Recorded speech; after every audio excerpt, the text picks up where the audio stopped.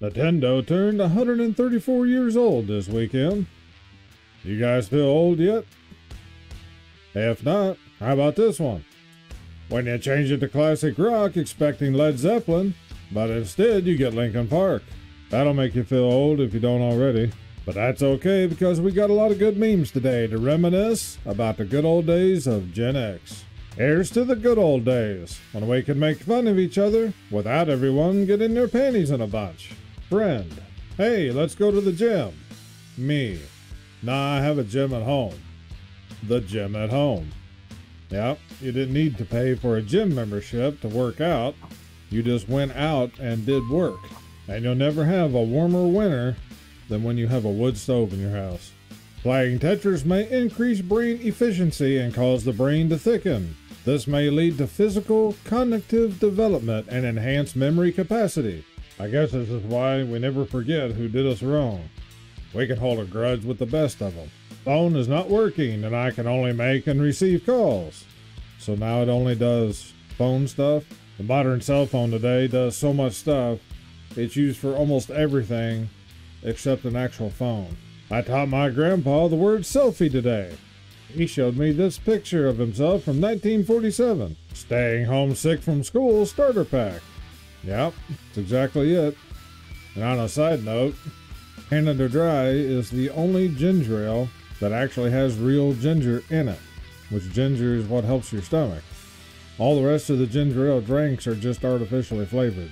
7-year-old kids today, iPhones and iPads. Me when I was 7. Reject modernity, embrace tradition. Gen Z logic. 95 to 2014, Gen Z. 1980 to 94, Millennials. The beginning of time to 1979, Boomers. You know how there's so many news articles and all these kind of stuff that leaves out Gen X? Yeah, I don't really mind it, to be honest. We can just sit on the sidelines and watch them all argue. Generation X are heavy, risky drinkers. Will anything ever persuade us to stop? Alcohol's allure was powerful when we were growing up, and those born after us consume far less. Now booze is falling out of fashion. Is it time to address old habits? No, I don't think I will. Like Gen X ever based their decisions on what was in style or in fashion. When I was a kid, this was my computer. Delete, refresh, print. The youth of today will never know our struggle. And it really sucked when this happened. You have to sit there and stretch all the tape all out and everything, try to lay it on a table and try not to twist the tape or put a crease in it, take a pencil and roll it back up again. Neanderthalica. I don't know why this slide is in there, but looks like something we would have drew. The banana was once a perfect representation of a phone shape. You could hold it up like, haha, hello, and make our friends die laughing. But these times are behind us. Phones are just rectangles now. We need a replacement food. I hereby nominate the ice cream sandwich. I don't know what food I would pick, honestly. The only thing that comes to mind really is a Pop-Tart, but I don't really eat those, so. Too old for Snapchat, too young for Life Alert. This one here must just be for the late millennials. I think it was one of the biggest and most ridiculous catchphrases of all time. All from a series of TV commercials for a device to help elderly people when they couldn't get up off the floor. I miss the friendly arguments we used to have about who was the better ball player.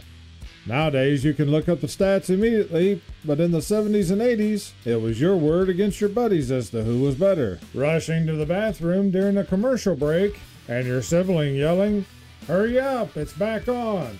Hey, you don't have that problem these days. You just pause it, even if it's live TV. Before cell phones and social media, this is how we figured out where the squad was. That's true. You just kept riding around until you seen everybody else's bikes. If you don't feel old yet, here's your childhood behind glass in a museum. This is sad, really. My question is where is the original Nintendo?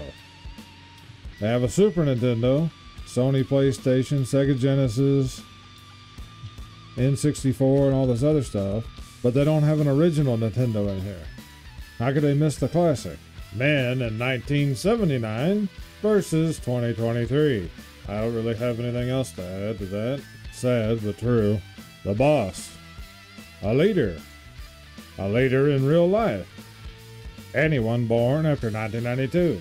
There was still some mid to late millennials there that's not this way. But in general, overall, yeah, I think this is a pretty good description. If we all just switch to cursive and stick shift cars, we could cripple an entire generation. Well, when everything goes to Mad Max soon, we know we're gonna need stick shift cars and trucks anyway. Then we'll just use cursive to be able to send secret messages that none of the younger generations can read anymore. Teens walking to school with their $8 coffee. My generation took vodka and water bottles. Like 3 people will get this, but it's worth it. I made a comment about that earlier. 90s kids versus today's kids. Yay! I'm so bored. I think part of the problem is when people grow up with that constant stimuli, because you got your phone and all this other stuff, always something to interact with, that they really just can't focus without it. Remember when we didn't go in public wearing pajamas? Yeah, it's pretty ridiculous these days. That's where all your people at Walmart videos come from. This picture just got stuck to the roof of my mouth. Bologna and cheese sandwich.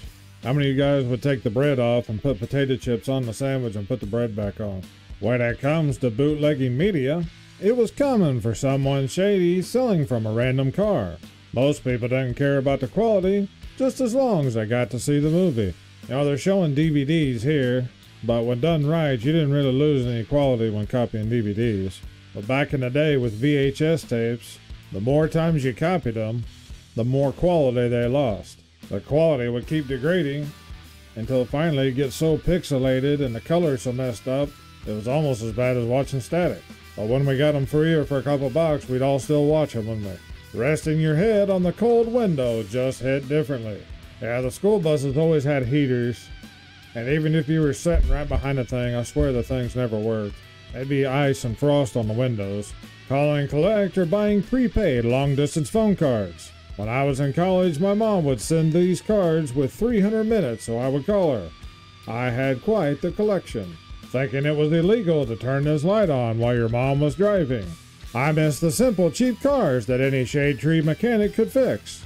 And now, unless you have a $3,000 computer or something, you can't even figure out which sensor's bad, let alone how to fix it. I have an 86 M1008, which is the military version of the Chevy K30, and I can pretty much work on everything and be able to fix it.